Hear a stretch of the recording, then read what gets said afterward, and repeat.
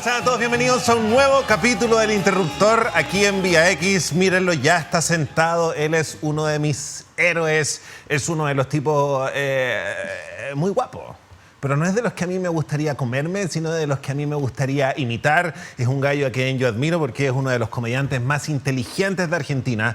Lleva 10 años haciendo stand-up y lo está celebrando con una gira por toda Latinoamérica y se está presentando este fin de semana en el Bar Comedy. Así que para toda la gente que le interesa el stand-up, que le interesa el proceso creativo y que le interesa saber cómo es hacer humor, quédense con nosotros durante esta hora porque está con nosotros Simonetti. Un aplauso. Muchas gracias.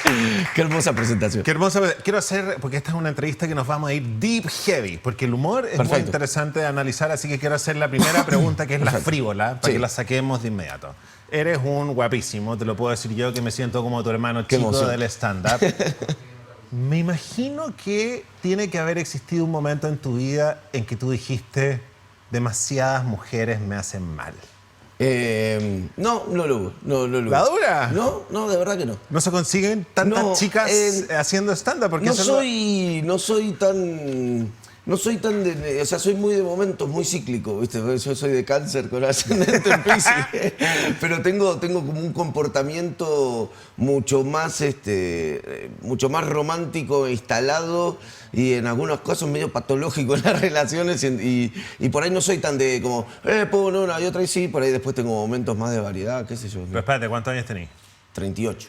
O sea, empezaste a hacer stand-up a los 28. Sí. Ya, pues. Y un comediante que está en el escenario se transforma en una especie de objeto del deseo. Groupies tienen que haber existido bastante.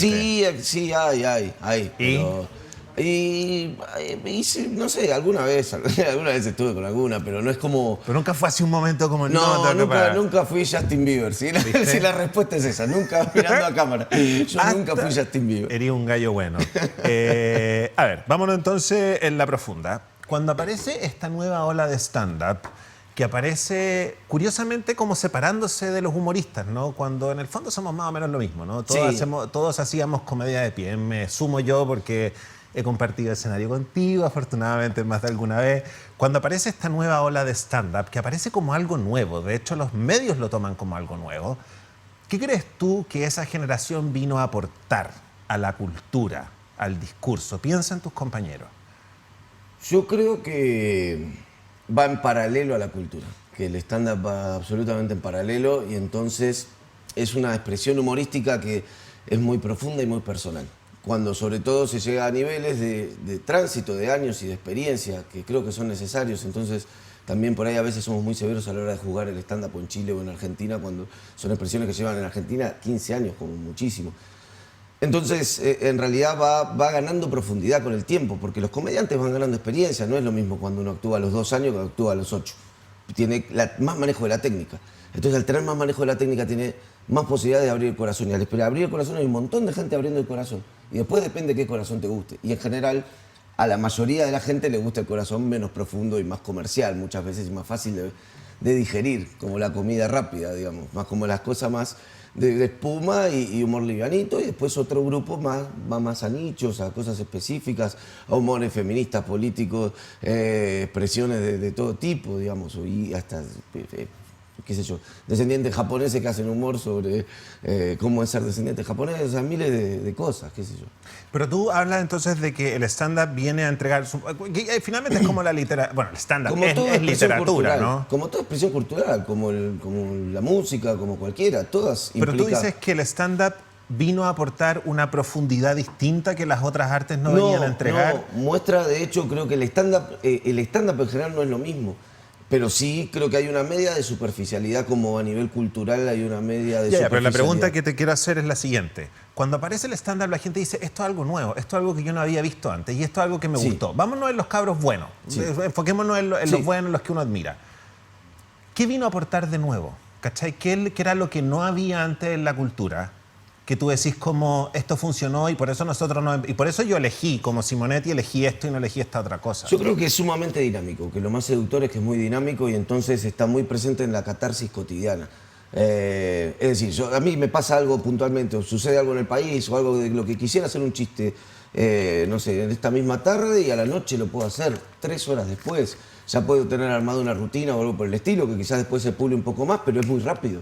Por ahí cuando uno proyecta una película tarda años entre que surge la idea y se concreta. Aquel proceso dura minutos quizás, entonces, u horas, en el sentido de trabajar un material. Entonces, eso va acorde a la velocidad con la que estamos viviendo y la inmediatez permanente.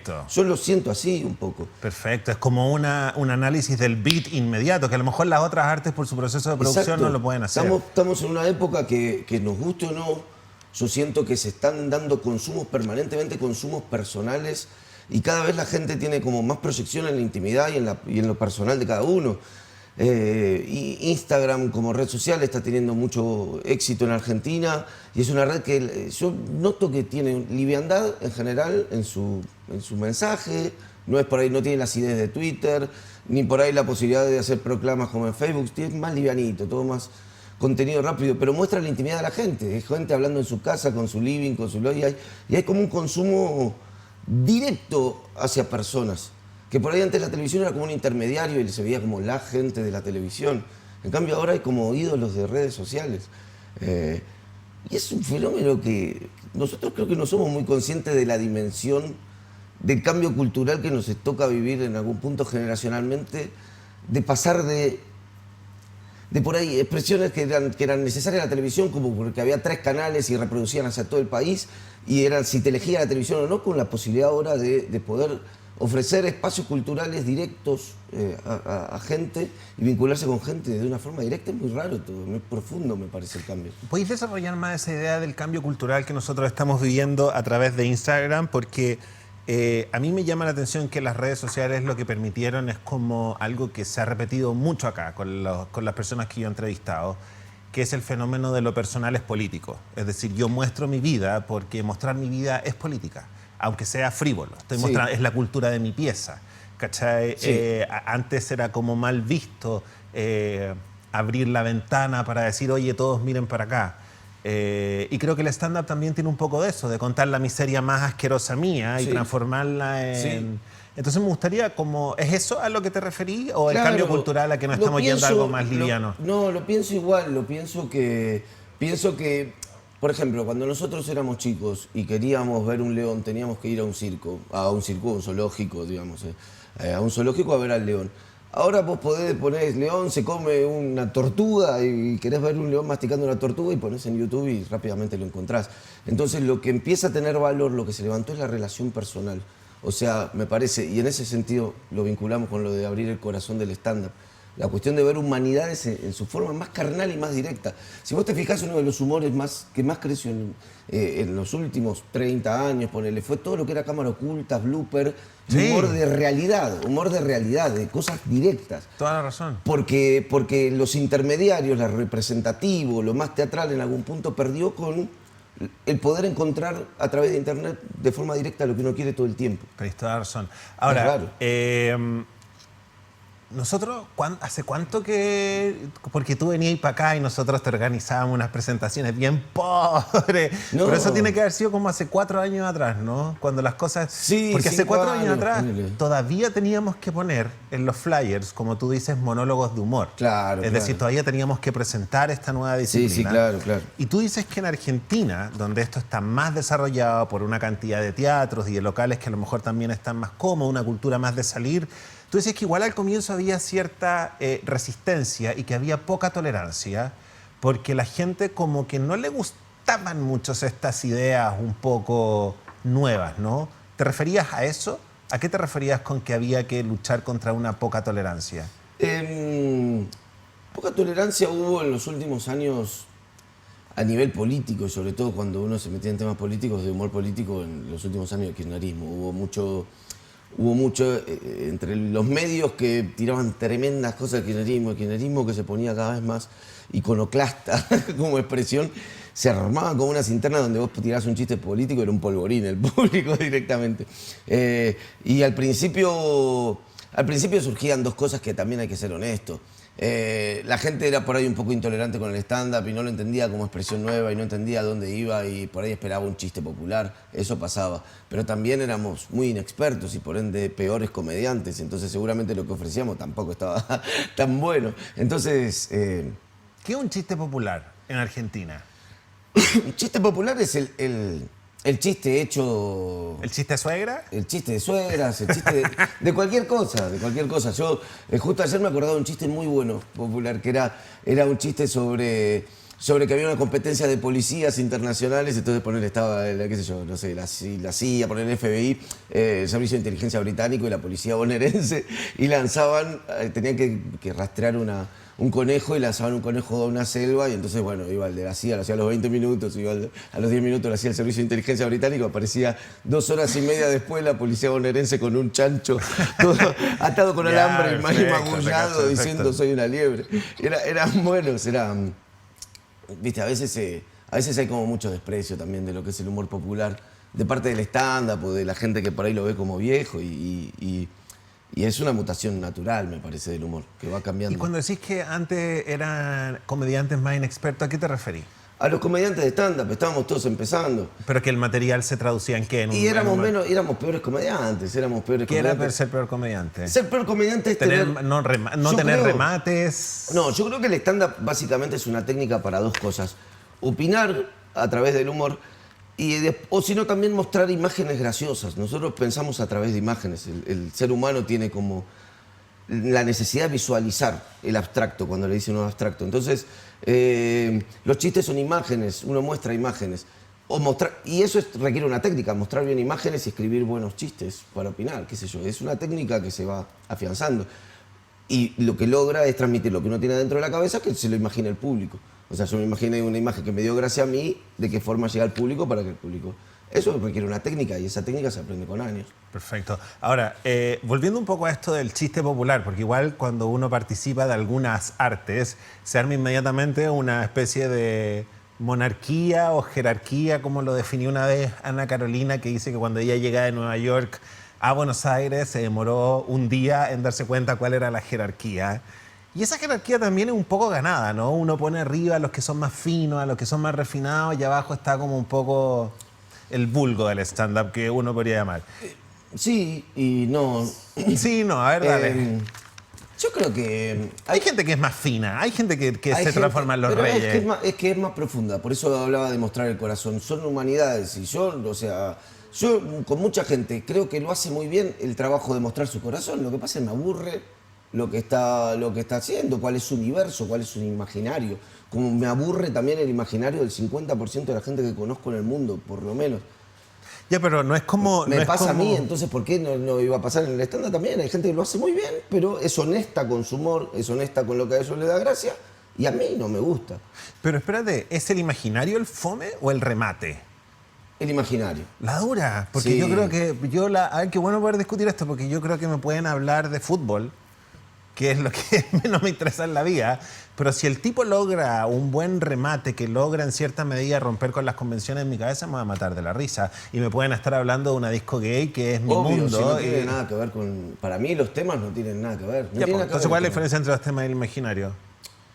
El imaginario y la profundidad con la que se abordan. Ah, Vos podés ok, abordar el amor como una telenovela de mala calidad o como Shakespeare. Pero ahora te entiendo. es así, es como... Hay gente que es poco profunda en su vida interior, perfecto. poco enriquecida.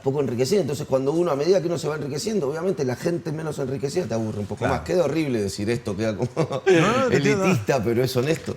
Es que el stand-up y las artes son elitistas. Yo creo que hay un minuto donde uno se cansa, ¿no? Uno dice como, ¿por qué me voy a esforzar en ganarme un público al que hay que entrar a picar cuando en el fondo me voy a dedicar a mis educados? Que yo me lo respondí, también me lo pensé en un momento, porque uno se empieza a angustiar como comediante. Creo que una de las tareas más difíciles es cómo apagar la cabeza, ¿no? Cómo no estar todo el día maquinándose a qué le va bien, si a uno mal, y por qué, y cómo conectarse con su público. Y si entonces debería dejar de pensar en tele y pensar en podcast. Y todo el tiempo estás con esas ideas. Porque la idea es explicar el éxito y la idea es explicar el no éxito también. Creo que nos enseñan comercialmente a que el éxito es llenar estadios. Y probablemente, yo no sé el cómico más popular en un país que votó a Macri, por ejemplo, en Argentina. Y lo tengo que asumir y también decir, bueno, me parece bien, yo hago mi humor, que para mí es fino, es distinguido y político, ese yo, y hay una cantidad de gente que lo disfruta y me permite vivir de eso. Y O sea, formo parte de un porcentaje ínfimo de la población mundial que se sube a un escenario a decir lo que se le canta el culo y gente que paga una entrada y dice, qué bien, qué gracioso. Sí. Ese nivel de libertad no te lo da nada en la vida casi. No, te lo da el stand-up. Ahora, hablando, ya. Entonces, cuando tú hablas del imaginario, yo creo que el chiste de suegra no es porque el tema de la suegra sea fome, sino porque finalmente, como es un tema barato, como es carne para el público, no necesitáis desarrollar un buen material. Y está abordado desde un cliché, desde un lugar común. Ya. Ahora, en Chile, mi opinión personal es Sí. que en Chile el nuevo chiste de suegra es el chiste del endeudado. No porque el tema del endeudado aquí en este país no sea un tema del cual deberíamos hablar suficiente, sino que uno dice como, bueno, y aquí que nos están metiendo el pico en el ojo con las tarjetas de crédito y todo el público... ¿Por qué tiene acento argentino que no te gusta? No, me encanta, de hecho. No sé No, por qué, sé, pero es que escuchame. espérate. No, de hecho, ¿sabéis por qué a uno se le pega el acento? El otro día vi un artículo muy serio que a uno se le pega el acento por empatía, porque donde uno va, uno hace lo que ve, como Claro. para decir yo soy de usted. Sí, sí, sí, Entonces, cuando claro. uno va a A Argentina, mí me pasa. y de hecho, el que no se te pegue el acento, eso debería ser lo grave. Sí, sí, porque si claro. no te pega el acento es porque no querés como... claro, no querés empatizar. Entonces, tú estás acá en Chile, tú escucháis que es como, finalmente es como un poco cuando uno está haciendo su rutina y uno dice como, ¿quiénes de acá fuman marihuana? Que es lo más barato, porque todo el público, ¿sí o no? Sí, Entonces sí. acá es como lo mismo, el chiste del endeudado no está desarrollado con la profundidad que debería. Y en Argentina, ¿cuál es el nuevo chiste de suegra? El que están haciendo todos los comediantes que tú decís, ya basta. Bueno, ¿Hay uno? Ay, la verdad que me matabas. Por ahí va mucho chiste sobre Facebook ahora. Ah, ok. Ay, sí, que es llegando Excelente, tarde a Facebook. ¿viste? excelente. Como, hay mucho. Yo también me tiene un poco podrido los chistes sobre redes y La profundidad, no el tema en rigor. Es como el... es que muchas veces yo siento que el problema es que se aborda, y pasa muchísimo con el humor político sobre todo, se abordan los temas dando por sentado la negatividad de alguien, en vez de meterse en su discurso y como construcción. Ponele que yo estoy en contra de Piñera, entonces asumo que Piñera es mala suerte. Y entonces todo mi humor está sostenido que Piñera es mufa y trae mala suerte, jaja, y ya doy por sentado eso. Y puede funcionar con gente que empatice con eso, pero el tema es que la idea un poco es meterse en su discurso y desarmar lo absurdo de los razonamientos de la persona que uno critica. Y eso es lo que te da profundidad. Pero para meterse en eso también uno tiene que tener, qué sé yo, experiencia, leer los diarios, no sé, hay como miles de cosas, enriquecer su humanidad, porque si no es como que manejás algo con menos información. Perfecto. Si Ahora, gusta más o gusta menos también, qué sé yo. tú trabajaste mucho tiempo como periodista económico. Sí. Entonces me imagino que el tema del endeudamiento y el tema de la crisis económica tú lo veis con una profundidad y una complejidad que probablemente un humorista que no ha Sí. pasado por eso. ¿Cuál es tu visión de la economía en este minuto en Argentina y qué creís? Porque me imagino que eso que para ti el chiste del endeudado sí forma parte de tu rutina, pero no creo que sea como lo que tú podrías escuchar acá. No, y no es el endeudamiento, no es puntualmente una problemática porque estamos camino al endeudamiento. O sea, Argentina es un país que tuvo un problema grande que es, y creo que todos los que somos progresistas en Argentina tenemos un problema grande que es que el kirchnerismo pretendió hacer un gobierno progresista de centro izquierda por millonarios. Y eso ya en su génesis tiene una contradicción que se pone en evidencia muy fácil. Entonces inclusive con sus cosas buenas, se puso muy megalómano en algún punto como estrategia defensiva y para destruir medios de comunicación concentrados, un montón de discurso liberal que es muy, muy difícil también. Y en paralelo, muy corrupto y muy... Y entonces lo que pasó básicamente fue que como es un país de neuróticos y gente que además nunca se hace cargo de nada y no aprende nada de los errores nunca, lo que hizo fue volantear de ese coso a la extrema derecha neoliberal. Y ahora están todos sorprendidos porque lo abordaron con la ingenuidad del niño que conoce un pedófilo en una plaza y ahora así igual, ahora estamos en Argentina, está en el momento en que Macri se está bajando la bragueta y nosotros estamos con mucho desconcierto Sí. de qué es lo que está pasando. Pero como dice mi amigo Nicolás Copano, llegó el iPhone. pero llevó el iPhone. Llevó Y el es el iPhone. modelo Chile. Y se mira Chile, que para mí Chile es un país profundamente desigual y profundamente Sí. estático en cuanto a movilidad social. Sí, absolutamente. Entonces, pero tienen iPhone. Y tienen crédito rápido y podés tener 9 tarjetas de crédito si querés. Y el gimnasio de Madonna. Claro, entonces, No, sí, tenéis toda la razón. De hecho, el otro día cuando nos dábamos cuenta de que entrevistamos aquí a gente que hace encuestas, nos decían que el C3, ¿no? Que es la clase media, es gente que vive con 600.000 pesos como sueldo mensual. Y ahí tú te das cuenta de que los medios para la clase media son absolutamente programados para que la clase media siga siendo mano de obra barata, que es lo que tú no veis como en Argentina, que veis una clase media absolutamente educada, ¿cachai? ¿Por qué pones esa cara? Porque no es así. Y porque, no, la verdad que me parece que por ahí a veces es como, o sea, idealizás un poco a Argentina. Argentina tiene una clase media educada, pero que va en deterioro profundo y va abrazando el capitalismo más estúpido y feroz y eso avanza y avanza culturalmente también.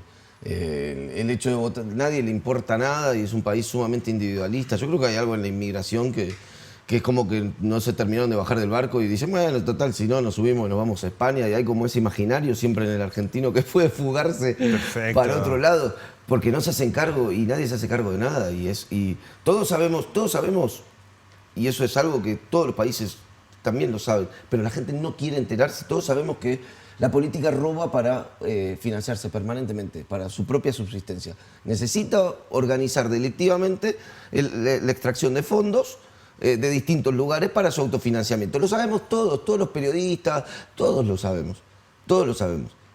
No, nunca lo discutimos. Bueno, de hecho, Nunca se da eso. Y se cree que la corrupción es tener una mansión. La corrupción no, la corrupción te la encontrás desde muy temprano en la política. Y es para autofinanciarse. y de hecho tú decides acercarte al stand-up y dedicarte a vivir de eso, y ya llevas 10 años, cuando como periodista económico te diste cuenta que la corrupción era tal, y te mandáis una frase muy buena que es: prefiero mentir en el escenario con un micrófono, prefiero decir la verdad en el escenario con un micrófono, a mentir detrás de un escritorio, algo que deberían escuchar varios periodistas. Vamos a hacer una pausa comercial, nos Sí. queda la segunda media hora, estamos hablando con Simonetti, quien se va a presentar mañana en el Bar Comedy, y tenéis otras fechas más aparte de Mañana y pasado. O sea, hoy y mañana, perdón. Sí, pero es que hoy el programa este que estamos grabando ahora se emite cuando probablemente te estés presentando. Ah, bueno. Entonces, claro, bueno, perfecto. Entonces, nada, sábado. Ok, sábado vamos a hacer 28. una pausa comercial y seguimos conversando con Simonetti. 10 años de stand-up, gira mundial es un poco, Bueno, ¿no? son 3 países. Volvemos enseguida.